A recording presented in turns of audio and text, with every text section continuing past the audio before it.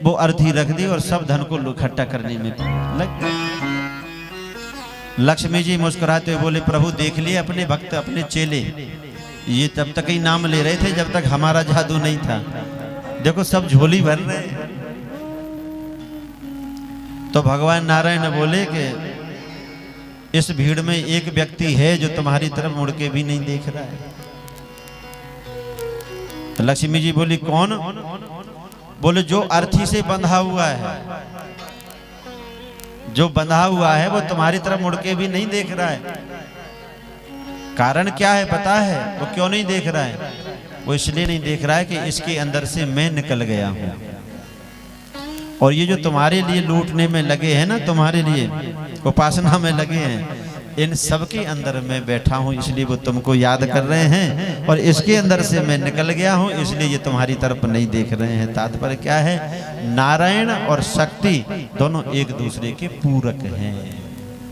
बिना नारायण के शक्ति भी नहीं है, इसलिए तो शक्ति बार बार यही प्रार्थना करती है कि जब जब भी हमें आपका वरण करना पड़े तो पति रूप में आप ही हमें प्राप्त हो। चाहे सती हो, चाहे पार्वती हो, चाहे लक्ष्मी जी हो, कोई हो, लेकिन ये सब भगवान की ही है। दोनों आपस में इनका संबंध है। बिना शक्ति के ना शक्तिमान है और ना बिना शक्तिमान की शक्ति है, इसलिए दोनों एक ही स्वरूप हैं। तो देवी भागवत में चर्चा आती है कि जब बड़े से बड़े कार्य करने होते हैं तब भगवती का आश्रय भगवान लेते हैं। आज सूर वंश के राजाओं में, जो सूर वंश जहां से चला है, वहां एक राजा हुए इक्ष्वाकु, और उन्हीं के एक पुत्र हैं जिनका नाम विकुक्षी है। कदाचिदष्टका श्राद्धे विकुक्षिं पृथ्वीपतिः आज्ञापयद सम्मूढ़ो मांसमानय सत्वरम्। आज जो राजा विकुक्षी हैं, विकुक्षी ने, इक्ष्वाकु ने अपने विकुक्षी को आज्ञा दी है कि आज हमें श्राद्ध करना है, घर में श्राद्ध करने के लिए तुम्हें कुछ वन से सामग्री लानी है। अब यहाँ शब्द आया कुछ बलिदान देने के लिए कुछ आखेट करके आप लाओ।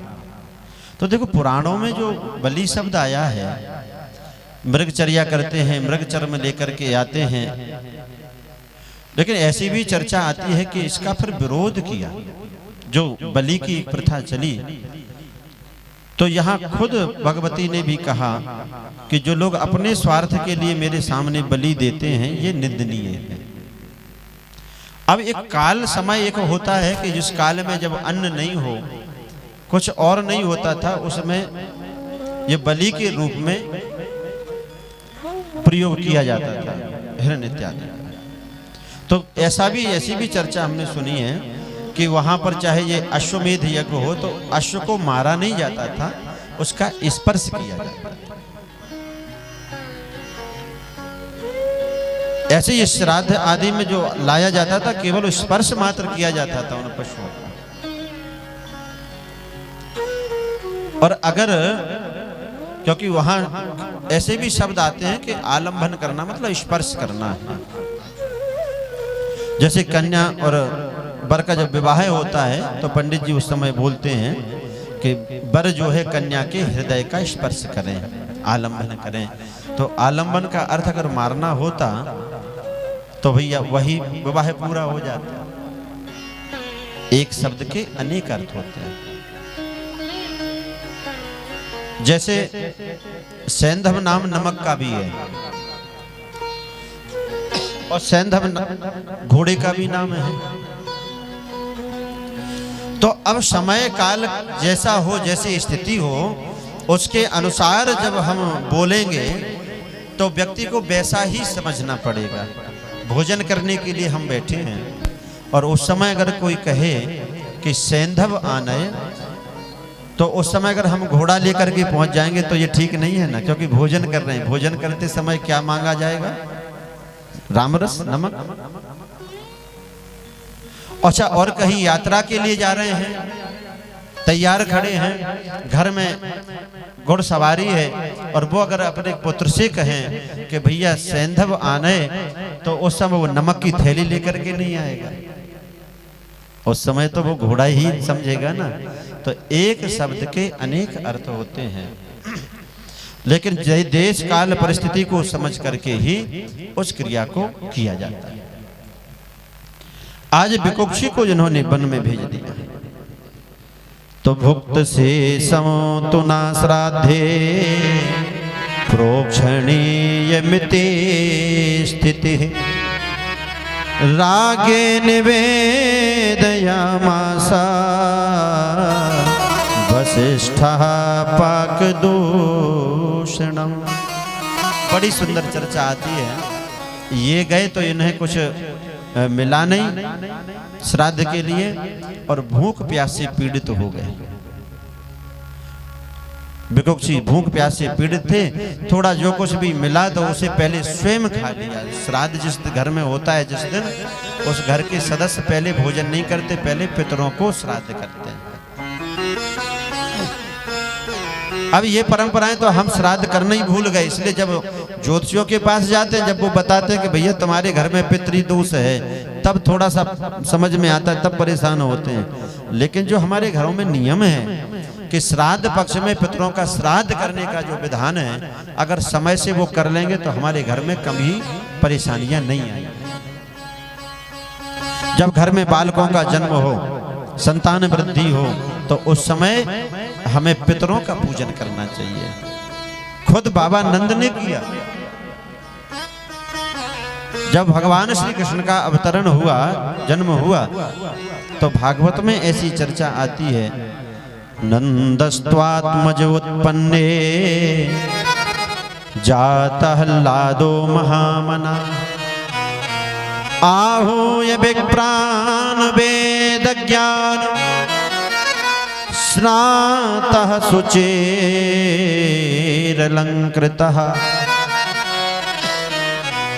बाबा नंद ने जब अपने कानों से सुना कि मेरे यहाँ आत्मज जन्म लिया है, तो आह्लाद प्रेम से भर गए। आहूय विप्रान, ब्राह्मणों का आवाहन किया, आहूत किया, और ब्राह्मणों के हाथ से क्रिया क्या करवा रहे हैं? कार्यामास विधिवत पितृदेवार्चनम। ये पुराण ही हमारे पथ प्रदर्शक हैं। विधिवत, वो भी ऐसा नहीं केवल ब्राह्मणों को बुला करके, योग्य ब्राह्मणों को बुला करके विधि से विधिवत पितृदेवों का अर्चन कर रहे हैं। पहले पितरों का, फिर देवताओं का अर्चन कर रहे हैं। क्योंकि जिस घर में संतान जन्म लेकर के आती, कुल की वृद्धि उसे कहते हैं। कुल वृद्धि, गोत्र वृद्धि जब होती है, तो सबसे ज्यादा प्रसन्नता किसे होती है? हमारे पूर्वजों।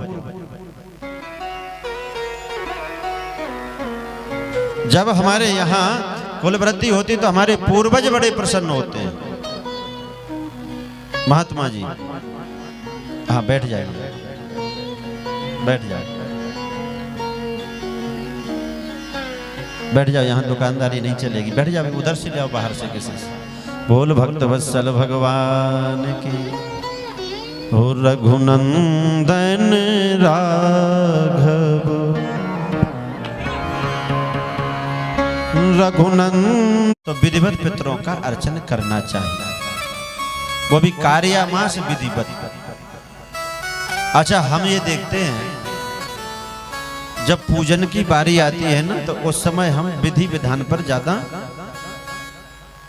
दिमाग नहीं देते हैं, मन नहीं लगाते। हमें हमारी समझ से तो हमें ऐसा लगता है कि आज का व्यक्ति खुद से ज्यादा ये किसी को नहीं चाहता। जब पूजन की बारी आती है ना, तो इनके दिमाग में केवल एक ही बात रहती है। सबसे पहले पूछते, पंडित जी कितना समय लगेगा? अच्छा, सच्ची सच्ची बताओ, कभी ये पूछा कि भोजन करते समय, खुद मेकअप करते समय कितना समय लगेगा? सो तो निश्चित नहीं है। लेकिन भगवान की पूजा जब होगी, कोई यज्ञ होगा, सत्संग होगा तो उसके लिए पहले घड़ी देखेंगे कितना समय लगेगा।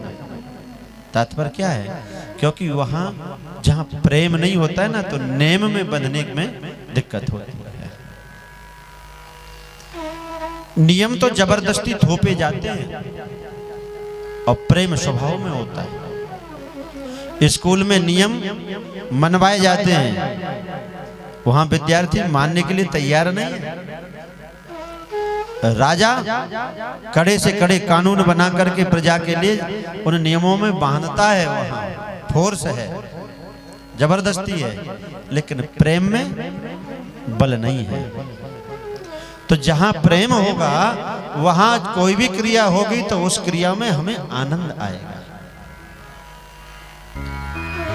पूजन की जब सामग्री लेंगे तो सामग्री में भी कोई विचार नहीं होता है। जो सामग्री लिखी है पता नहीं क्या है क्या नहीं है, और हमारे बार बार घड़ी की तरफ ध्यान जाता है, पंडित जी जो कुछ है यहीं से काम चला लो, अब ज्यादा हम नहीं ला सकते।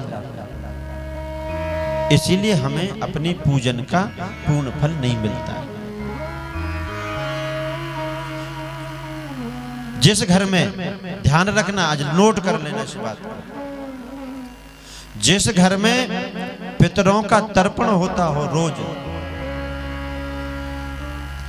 रोज नहीं कर सकते, समय समय पर कर लो भैया। तो जिस घर में पितरों का तर्पण और देवताओं का अर्चन और भगवान के आगे समर्पण होता हो, उस घर में हमेशा सुख शांति रहती है। उस घर में हमेशा हमेशा के लिए भगवान विराजमान रहते हैं, भगवती की कृपा रहती है। एक दिन और चर्चा आई थी, चाहे 5 मिनट दो भगवान के लिए, 24 घंटे में क्या 5 मिनट भी नहीं दे सकते?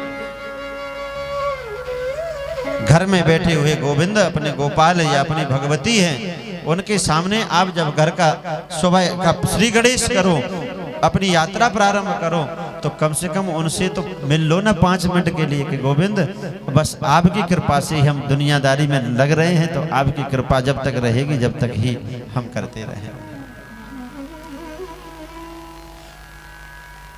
आज का व्यक्ति, हमें जरा विचारणीय विषय है ये कि जब तक जिंदा है जब तक तो उसका विरोध हो रहा है, और जब वो चला जाता है आंखों के सामने से, तो चाहे शराबी क्यों ना हो, फिर तो उसके भी सद्गुण दिखाई देते। बेचारा अच्छा था, केवल पीता ही था, कम से कम चोर तो नहीं आते थे रात में।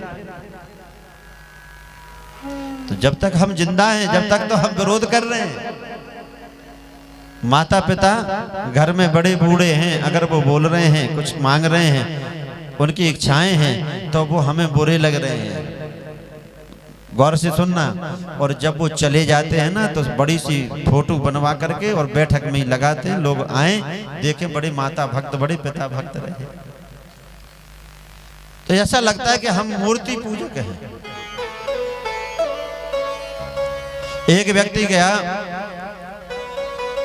रोज मंदिर में जाए और भगवान से प्रार्थना करे, भगवती से कि आज तो हमसे बोल जाओ आप। तो भगवती ने कह दिया कि भैया हम तो इसलिए नहीं बोलने के लिए तो तैयार हैं, हम तो इसलिए नहीं बोलते हैं कि बोलना ही तो खतरनाक है। जब तक नहीं बोल रहे हैं, जब तक आ रहे हो, चाहे अगरबत्ती लगाओ, चाहे दीपक दिखाओ, चाहे ऊपर सिर के ऊपर जल चढ़ाओ, चाहे मुंह से बर्फी का टुकड़ा चिपकाओ, मूर्ति कुछ बोलती नहीं है तो आते हो। और घर की मूर्ति बोलती है इसलिए वो बुरी लग रही है। हमारी घर की जो मूर्ति है वो इसलिए हमें बुरी लग रही है क्योंकि बात बात पर टोक रही है, वो बोल रही है, इसलिए वो बुरी लग रही है। तो एक और संकेत है कि जब समय हो तभी बोलो, बिना बात के, बिना मतलब के कभी बोलो मत। वाणी का भी ये दुरुपयोग है।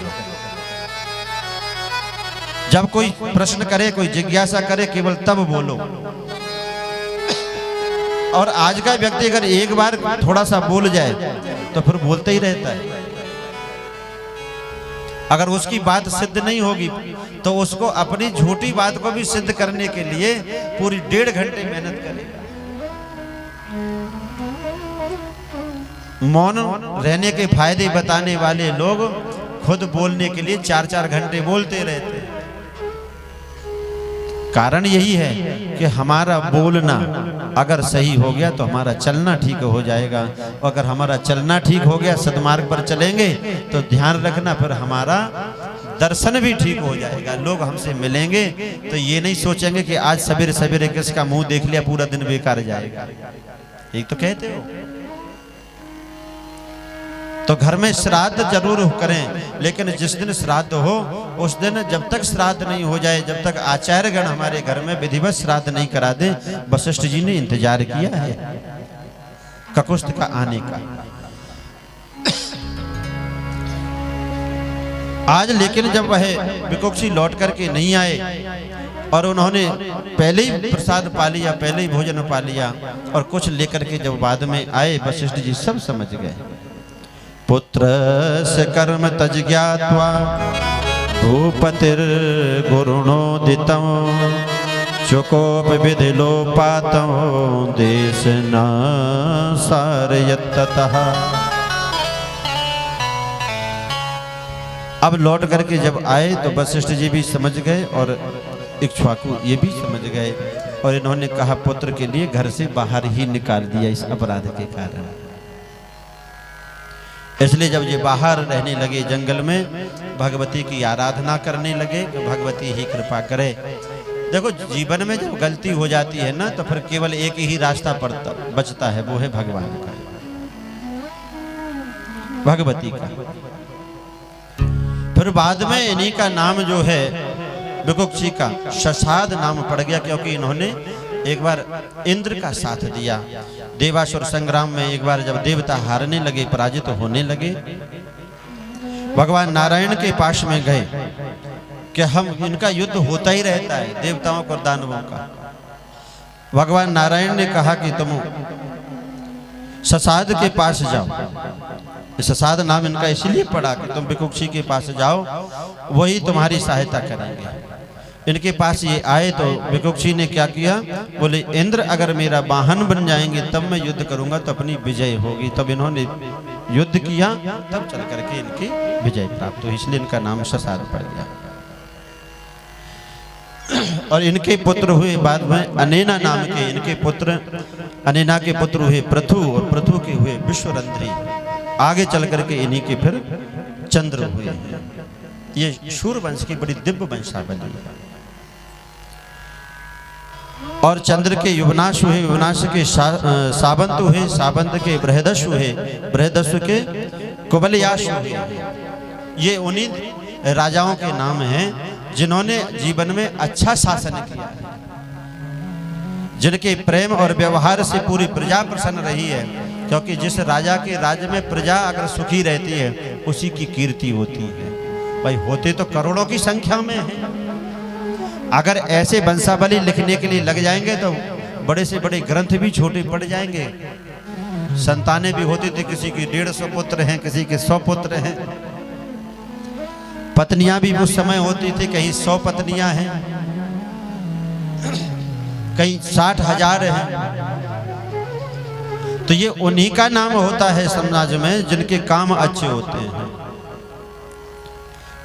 कुबलयाशु के फिर धुंधुमार हुए, धुंधुमार के दृढ़ाश्व हैं, दृढ़ाश्व के हरियश्व हुए, हरियश्व के निकुंभ, और निकुंभ के बरहणाश्व, और बरहणाश्व के शाश्वत, कुशाश्व के प्रसेनजित, प्रसेनजित के यौवनाश्व, और यौवनाश्व के महाराज मानधाता हुए। देखो इनको जानते हैं, जिन्होंने जीवन में अच्छे काम किए हैं उनको हम जानते हैं। यौवनाश्व सुता श्रीमान मानधातेति महीपति अष्टोत्तर सहस्रम तो प्रसादाये निर्मिता। और ये महाराज मानधाता इतने भगवत भक्त हुए कि इन्होंने भगवती की प्राप्ति के लिए, भगवती को प्रसन्न करने के लिए 1008 मंदिर बनवाए हैं। कितने? 1008। देखो मंदिर बनवाना भी, जिनका हम मंदिर बनवा रहे हैं उनकी पूर्ण कृपा हमारे ऊपर होती है।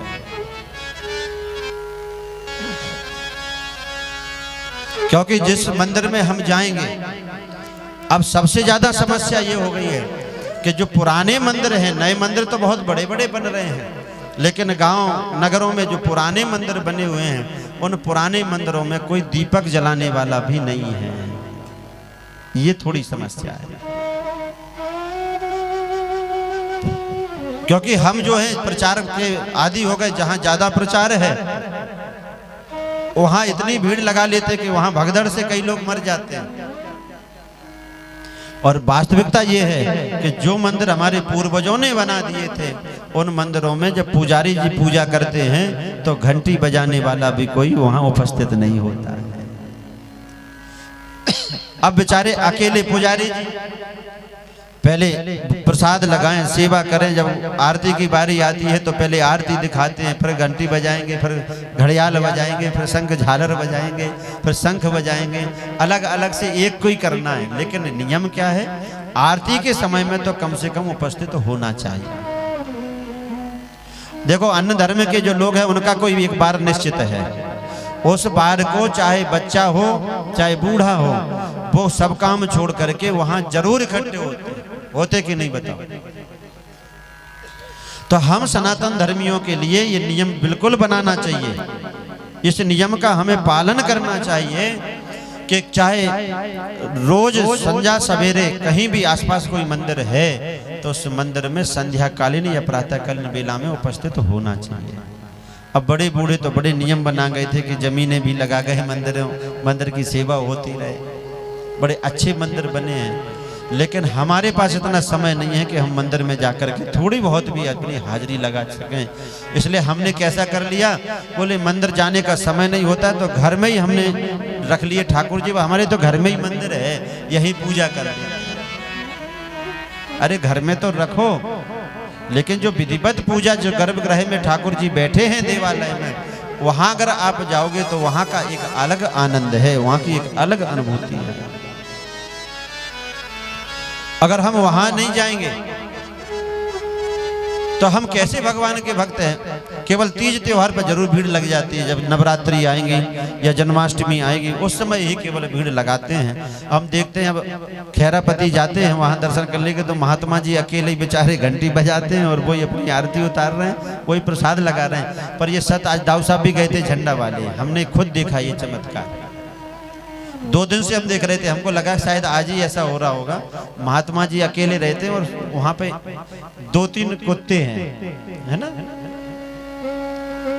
तो जब आरती ये कर रहे थे उस समय, तो हमने खुद दर्शन किया कि वो जो कुतिया थी बड़ी दूर बैठी थी, वो छोटे छोटे पिल्ले उसके दूर बैठी थी। वो जब आरती की घंटी सुनी, शंख की आवाज सुनी उसने, तो दौड़ती हुई उसकी वाणी जैसी है वैसी वाणी में जैसे शंख बजा रही हो, पूरे छोटे छोटे कुत्ते भी, और पूरी सेवा में ऐसा लग रहा था जैसे ये आरती उतार रहे हैं और स्तुतियां कर रहे हैं। ये बिल्कुल सत्य है।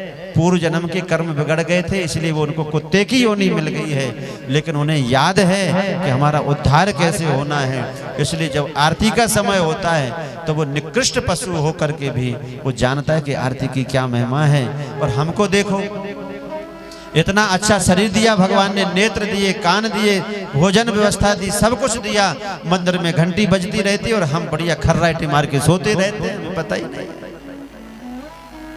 किसी भी चिड़िया, पक्षी, पशु, किसी को भी देखो आप, प्रातःकाल जल्दी उठ जाते हैं, और जल्दी इसलिए उठ जाते हैं क्योंकि ये प्रभात का समय है, हमें भगवान की साधना करनी चाहिए, आराधना करनी चाहिए। लेकिन आज का व्यक्ति रात के 2-2 बजे तक तो मोबाइल चलाएगा, और सवेरे फिर उठते कितने बजे? 10 बजे। एक व्यक्ति जब बीमार हो गया, लेट उठता था सो करके, तो गुरुजी के पास गया, उसके पिताजी गए, गुरुदेव इसको कुछ उपाय बताओ। गुरुजी ने कहा ये काम करो, तुम्हारी जो जहां तुम सोते हो, जब सूर्य की किरणें आ जाएं तो कम से कम जब तो उठ जाया करो, तुम्हें आराम मिल जाएगा, सुबह जल्दी उठ जाया करो। अब ये व्यक्ति आया मान करके, तो 1 महीना हो गया, आराम नहीं हुआ। उसके पिताजी फिर लेकर के आए, गुरुजी बोले क्यों? सूर्य की किरणें आती है ना, जब उठते हो कि नहीं उठते हो? बोले बिल्कुल गुरुजी, जैसा आपने कहा था वैसा ही है, सूर्य की किरणें आई मेरे ऊपर और मैं उठ जाता हूँ। तो तो गुरुजी ने फिर सोचा, फिर इसे स्वस्थ क्यों नहीं हुआ, ये कारण क्या? बोले ये तो बता खिड़की कौन सी दिशा में है? बोले खिड़की पश्चिम दिशा में है गुरु। इसका मतलब ये पूरे दिन सोता रहता है, शाम के समय जब सूर्य आता है तब इसे पता चलता है कि उठ जाना चाहिए। इन जीवों से तो हमें कुछ ना कुछ सीखना चाहिए कि ये जीव भी हमें ये संकेत दे रहे हैं। कई जगह ऐसा देखा हमने, गुजरात में भी, कि एक कुंड है, सरोवर है, एकादशी वाले दिन उस सरोवर में कितना भी आटा डालो, कितना भी दाना डालो, मछलियां वो दाना नहीं खाती हैं। हमने खुद अपनी आंखों से देखा, क्योंकि उन्हें पता है कि आज एकादशी है, आज हमें कुछ खाना नहीं है। और आज का व्यक्ति ना तो एकादशी का भरोसा इसे, ना जन्माष्टमी का, कुछ नहीं मानता। जब इसको जब बीमार पड़ जाता है, सवेरे घूमने कब जाता है? जब वार्निंग मिल जाती है डॉक्टर से कि अगर सवेरे नहीं घूमोगे, टहलोगे नहीं तो तुम सही नहीं होगे। तो इच्छा से नहीं जा रहे हो, भय से जा रहे हो। तो जब जीवों को भी पता है कि हमारे कर्म अच्छे नहीं थे इसलिए हम ऐसे पड़े हैं, इन योनियों में पड़े हैं, और आज अगर हमारी ऐसी स्थिति रहेगी तो चिंता मत करो, हमें फिर वहीं जाना है, बिल्कुल टिकट कन्फर्म है हमारा। हम तो यही निवेदन करेंगे, आसपास में जो भी देवालय हैं, जो भी मंदिर हैं, उन मंदिरों में संध्या में, प्रातः बेला में जरूर जाओ। दोनों काम हो जाएंगे, आपका टहलना भी हो जाएगा, घूमना भी हो जाएगा, और आपका दर्शन भी हो जाएगा। पूरा दिन पड़ा है। कई लोग हैं गोपाल जी को बोले हमारे तो बिल्कुल घर के लाला हैं, जहाँ जाएंगे तो बैग में रखें, थैला में रखें, साथ में लेके जा रहे हैं। अरे इतने भी तुम भगवान के भक्त नहीं हो कि ऐसी खिलौना बना करके भगवान को घूमो। उनकी एक जगह निश्चित होती है, उनकी सेवा होती है अष्टयाम की। हम तो अपने गोपाल जी को बिल्कुल सिर के पास में ही रखते हैं, तब सोते हैं। रसोई का स्थान जहाँ है वहाँ रसोई बनाओगे तो रस आते हैं। देवालय जहाँ उपासना करनी चाहिए वहाँ जाओगे तो अपने आप मन ध्यान में लग जाएगा, ध्यान लग जाएगा अपने आप भजन में। अलग अलग स्थान इसलिए बनाए जाते हैं। पहले जमाने में तो घर में रूठने का भी अलग से कमरा बनाया जाता था पत्नियों का। सुना है कि नहीं कथा? जब कोई गड़बड़ हो जाए, जब कोई बात नहीं माने, तो उस समय श्रीमती जी उस कमरे में पहुंच गई। वो पतिदेव समझ जाते थे कि आज वो नाराज हैं, रूठी हैं, तो बड़ी मनोहार से फिर मनाते थे। लेकिन आजकल तो बोले वो भी कमरा बंद हो गया। क्यों? बोले अब तो रूठने का भी समय निश्चित नहीं है, इसलिए पूरा घर ही को भवन बना है। जिस घर में अर्चन और तर्पण और समर्पण होगा वही घर खुशियों से भरा रहता है, उसी घर में आनंद आता है, एक दूसरे से प्रीति रहती है।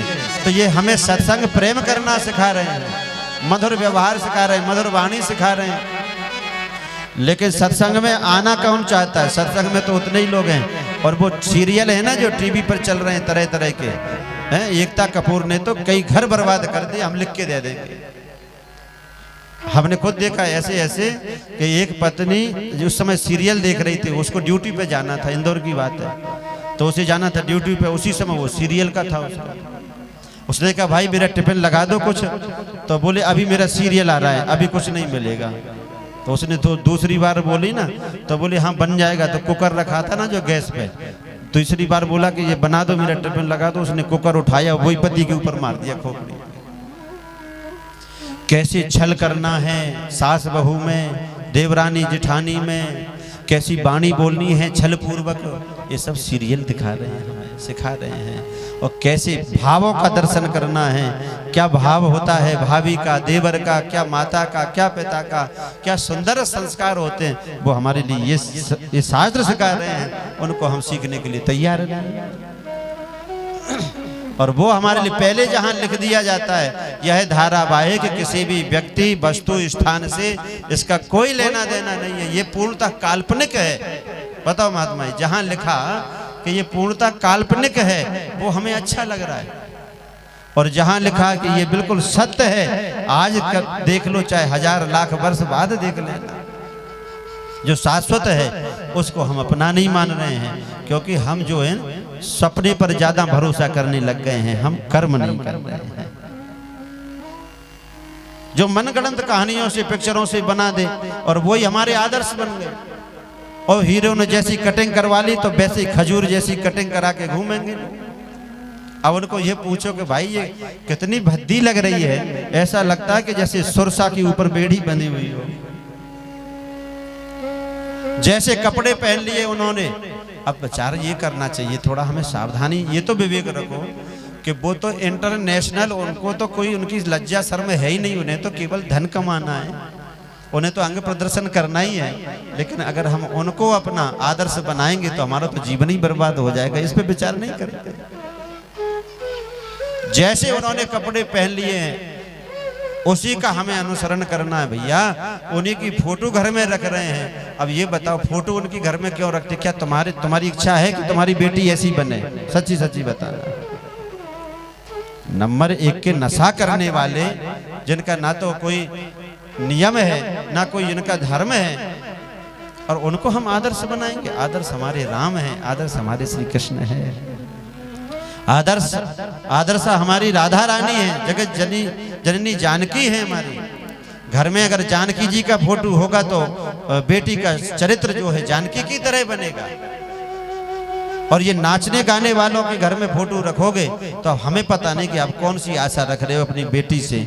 और जब कुछ हो जाता है, मन के अनुकूल काम नहीं होता, प्रतिकूल हो जाता है, तब दोष किसे देते हो जाकर के? भगवान हमने तेरा क्या बिगाड़ा था? भगवान कहते हमसे तो लेना ही देना नहीं था इसका, ना तो ये हमने इसको देखा कि मंदिर में कभी आया। जब कुछ होगा, बुरा हो गया तो ये दोष देने के लिए हमारे पास आ गया। इसलिए छोटी छोटी बातें भी हमारे जीवन में परम आवश्यक हैं। अगर हम इन पर विचार नहीं करेंगे तो हमारे परिवार बिगड़ते जाएंगे, टूटते चले जाएंगे। हम उन लोगों के झांसे में आ जाएंगे जिन लोगों का तो ये मंसूबा ही है कि ये अपने धर्म से हटें और कब हम इनको बेवकूफ बनाएं, कब अपनी तरफ इनको मोड़ें। इसलिए वो प्रलोभन देते हैं आपको और ऐसी ऐसी चीजों को परोस रहे हैं कि आपको नास्तिक बनाने का काम वो कर रहे हैं। आपके अंदर छल डाल रहे हैं, आपको चोरी करना वो सिखा रहे हैं, आपको झूठ बोलना वो सिखा रहे हैं, आपको घर घर में लड़ना सिखा रहे हैं। वो जो सीरियल हैं, आप एक सीरियल को उठा करके हमें बताओ, उस सीरियल से किसी व्यक्ति का, किसी महिला का जीवन परिवर्तित होगा? कभी नहीं हो सकता, क्योंकि वहां छल है। इसीलिए हमें इन शास्त्रों को कम से कम सुनना चाहिए। और बात यही है कि जो अपने हित की बात करता है उसकी बातें हमें बुरी लगती हैं, और जो चुपड़ी चुपड़ी बातें करें अपने मन की, जो रोगी के मन में हो वो वैद्य बोलने लग जाए तो डॉक्टर अच्छा है। और अगर डॉक्टर ने थोड़ा डांट दिया कि ये नहीं करना तुम्हें, वो नहीं करना, बोले डॉक्टर बिल्कुल अच्छा नहीं है। आज का व्यक्ति वही सुनना चाहता है जैसे हम हैं, और वही से पसंद है। इसलिए हमारे परिवार में इसलिए विघटन है, इसलिए हम दुखी हैं। प्रत्येक परिवार में आज आप आंख खोल करके देख लो, स्थिति, हमारे नियम बिगड़ गए, हमारे घर की व्यवस्थाएं बिगड़ गई हैं। इसलिए प्रत्येक घर को उठा के देख लो, ऐसा कोई घर नहीं है जिस घर में बीमारियां नहीं हैं। बड़े बूढ़ों को देखो, पुराना समय ज्यादा नहीं गया दूर, बड़ी बूढ़ी माताएं सवेरे जल्दी 4 बजे उठती थी और 4 बजे उठ करके पूरे घर के काम किया करती थी। घर के कार्य करते समय में भी सुंदर सुंदर भजन गुनगुनाती रहती थी, बड़ी प्रसन्नता से उमंग रहती थी। और आज का व्यक्ति इतना आलसी हो गया, इतना प्रमादी हो गया, क्योंकि शरीर में हजारों रोग हो गए। आज दवाई खिलाने वाले घर में जो है ना वो भी नौकर हैं। इसलिए हम गलत रास्ते पर चले जा रहे हैं। हमारा मन, हमारा स्वास्थ्य इसलिए बिगड़ रहा है क्योंकि सबसे पहले हमारी शिक्षा पद्धति बिगड़ रही है। हमने गलत लोगों को आदर्श बना लिया है। योवनाशोन पत्यो भो त्राजा परमुधार्मिकः भार्याणां च सतं यस्तस्य बभूव नृपते नृपा। महाराज मानधाता जो हैं, इनका जन्म बड़ा दिव्य है। इनके जन्म की बड़ी सुंदर चर्चा आती है देवी भागवत में। इनके जन्म से पूर्व इनके जो महाराज यौवनाश हैं, इनके यहाँ जब कोई संतान नहीं हुई तो इन्होंने ब्राह्मणों को बुला करके एक यज्ञ का आयोजन किया। यौवनाश सुतः श्रीमान धातेति महीपति राम हरे रघुनंदन राघव राम हरे जय राम हरे सिया राम हरे जय राम हरे सिया राम हरे रघुनंदन राघव राम हरे रघुनंदन राघव राम हरे ओ राजा राम राम राम सीता राम राम राम राजा राम राम राम सीता राम राम राम राजा राम राम राम सीता राम राम राम राजा राम राम राम सीता राम राम राम ओ रघुनंदन राघव राम हरे रघुनंदन राघव राम हरे इनको बिठा लो, आराम से बैठ जाएंगे, बैठ जाओ।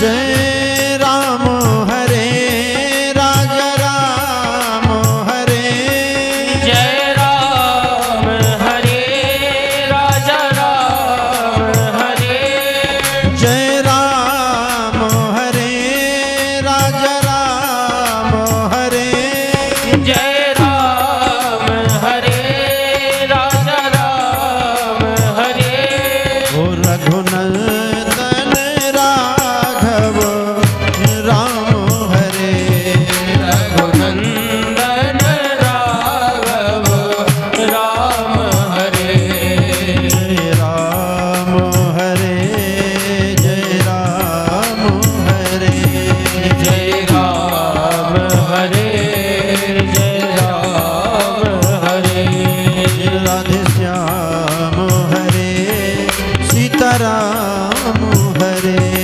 राधे श्याम हरे सीता राम हरे रघुनंदन राघव राम हरे रघुनंदन अष्टोत्तर सहस्रम तो प्रसादायेन निर्मिता। अच्छा, ब्राह्मणों को बुला करके बड़ा सुंदर इन्होंने यज्ञ किया और यज्ञ में क्या हुआ कि ब्राह्मणों ने एक सुंदर कलश रखा और उस कलश को अभिमंत्रित कर दिया। एक दिन की बात है, रात्रि के समय में राजा को बड़ी प्यास लगी और आज प्यास जैसे इनको लगी है तो इन्होंने जाकर के यज्ञशाला में देखा कहीं पानी मिल जाए, लेकिन पानी कहीं मिला नहीं। तो जो कलश रखा हुआ था ना, उसी कलश का पानी इन्होंने पी लिया है। अब जैसे ही उस कलश का पानी पिया, प्रातःकाल ब्राह्मणों को भी जब ये पता चला, ब्राह्मणों ने पूछ लिया कि आपने जो कुछ ना कुछ तो गड़बड़ी करी है। अब जो तुमने यज्ञ का कलश का जो जल पिया है, वो संतान तुम्हारी गर्भ से हो, तुम्हारे पेट से हो। ऐसा आशीर्वाद देकर के वो तो ब्राह्मण चले गए। जब समय आया तो इन्हीं की कुक्षी को चीर करके वो एक पुत्र ने जन्म लिया, जो मानधाता जिनका नाम रखा। इंद्र ने अपनी तर्जनी उंगली से इनको दुग्धपान कराया, बोले तुम चिंता मत करो, मैं तुम्हारा पालन पोषण करूंगा। इसलिए इनका ये नाम पड़ा।